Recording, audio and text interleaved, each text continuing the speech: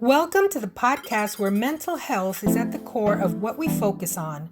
We strive to develop people like you to maximize who you are and what you've been called to do by sharing tools and resources for better brain health. And now here's your host, Juan Garcia. Well, welcome back. We've been talking about deadly emotions. And if this is your first time tuning in, welcome to the podcast. Please make sure that you like, you subscribe, and you share this video. You share the audio if you're listening through the different platforms that we have, because I believe that the information in this series is very important, as well as other videos that we've done. But more importantly, right now we are focusing on deadly emotions. If you haven't had the chance to listen to the previous videos in this series, we talked about the deadly emotion of guilt, shame, worry, and today we are going to talk about the deadly emotion of fear. Fear, yes. Now, obviously, there's a natural element to fear that is healthy, that it can be safe, that if it's balanced and it's recognized for what it is, it's okay.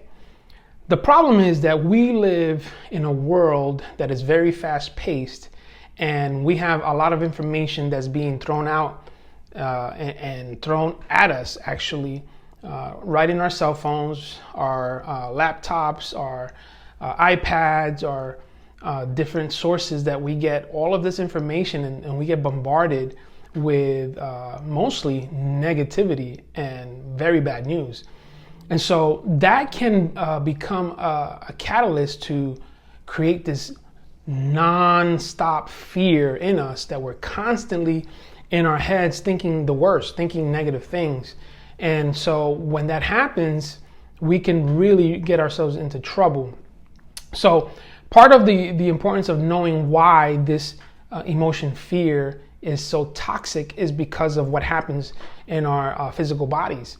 Obviously, fear begins with a thought process, right? We begin to think about something and we just can't dismiss it. We can't let it go. It overwhelms us. And our thought process has a lot of power. If you recall, and you've been watching and listening to our videos, I did a video about the Amygdala Hijack. And in that video, I talk about the power of the amygdala. It's a gland in our brain that is responsible for secreting the fight, flight, or freeze type of feeling to the body. And because of the amygdala being active, it identifies potential threats and it has to respond. And so depending on how we feel about that, we will either fight, we will flee, or we will freeze. And one of the things that we experience with fear is fighting. We also experience fleeing, but a lot of times we experience freezing, which we don't do anything. We just check out. We rather not engage. We rather not make a decision. I remember a story that was illustrated of how this occurred in a young man that was stuck in a house that was on fire, and he was on the third floor. And the firefighters were there. They had all of their safety equipment out, and they had the equipment that involves, escape route through the window, the ability for this individual to jump and be safe. All of those things were in place. And it was the only way to get out, through the window. The fire was in the house and it was coming up quickly. He was able to get to the third floor of the house, which was the attic, but the only way out was to jump out of the window. And as much as the people outside, the EMS, firefighters, everyone was encouraging him to jump, it's okay, we got you. He just could not move. He could not do it. And ultimately and sadly, the fire consumed him in the house. And it's just an illustration of how powerful and paralyzing fear can be. Now, obviously, that's an extreme illustration, but I did want to depict that so that you have an idea as to why I think this is so important. Because although it is extreme, but there are other instances where fear, because of the compound effect and the constant stress in the body of fearing the unknown and fearing what if, what if it doesn't work out, and what if this happens, and what if COVID comes back, and what if all of these things, what if the vaccine kills us, and what if all of these unknowns, and we live in this state of fear, and it ultimately starts to debilitate our bodies. Then our amygdala is overworking. Our amygdala is constantly sending threatening signals to the body saying, alert, alert, fear, fear, fear. Why? Because the mind and the brain are separate but inseparable. That means that the mind has the power to influence the brain physically, and the brain physically has the power to influence the mind. So in other words, you start thinking all these negative things, you start thinking the worst case scenario, and you feed your brain through your amygdala this sense of having to respond, and you're creating neural pathways, which are like track marks physically in your brain. And the more you do that, the more engraved it becomes in your brain. So how your brain now influences your thoughts is that now your thoughts feel obliged to have to think the same thing constantly because it's already comfortable with it, and it becomes a default setting for you. Now, at the same time, your body is having to process and filter this weight and this sense of urgency and fear, that your cardiovascular system becomes overactive. Your blood pressure begins to rise up. You start to stress more, and when we stress, we tend to not think straight, and so we bypass the important things in life, like sleeping and exercise and taking care of ourselves and eating the right things. So we rush. And the reason why I'm saying the way I am is because that's the constants of what we deal with. And so we have to get to a place where we identify that this fear is really killing us. It's toxic, and it's hurting us to the point where we can end up with a heart attack, we can end up with a stroke, we can end up with IBS, irritable bowel syndrome. We can start to create different illnesses in our bodies, especially our digestive tract.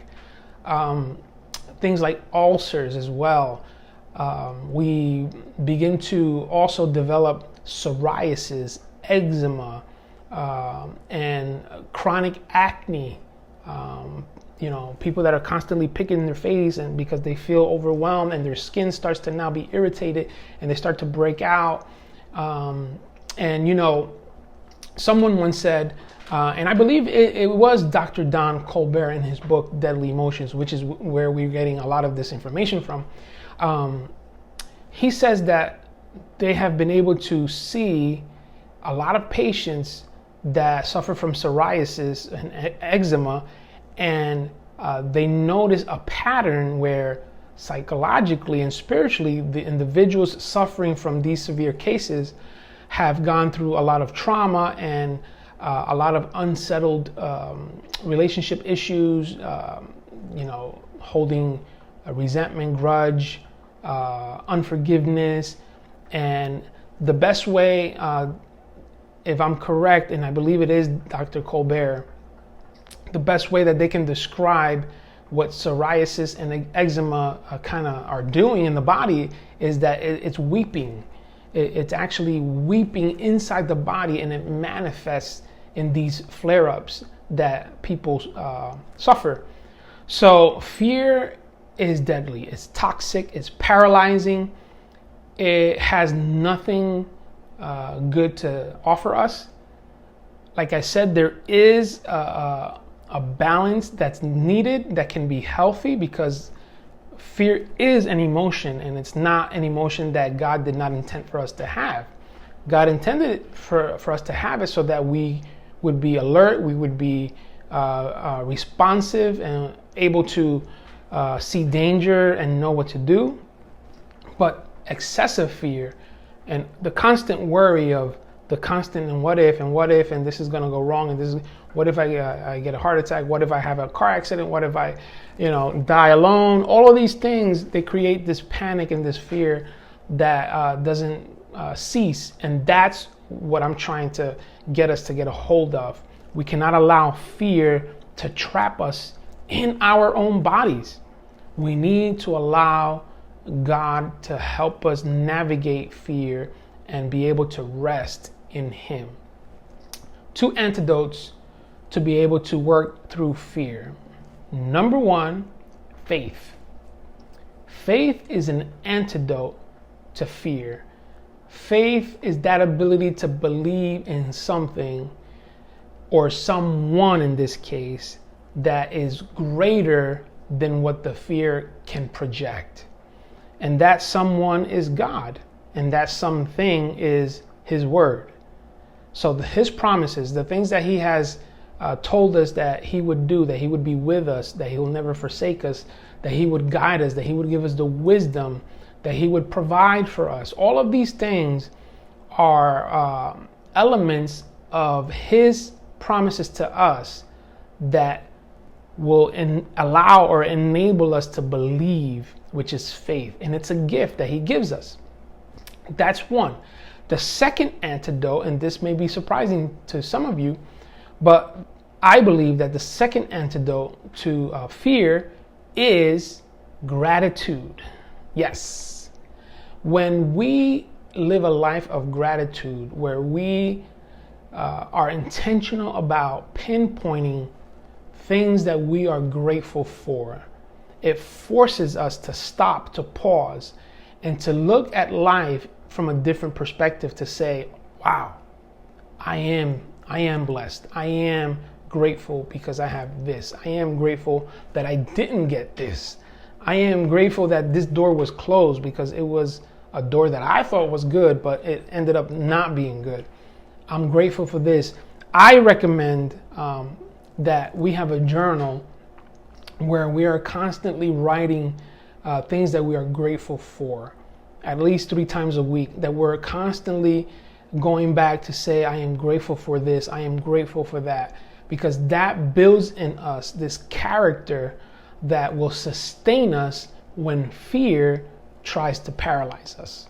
It will help us navigate the unknown, the things that are unexpected in life, which will always occur.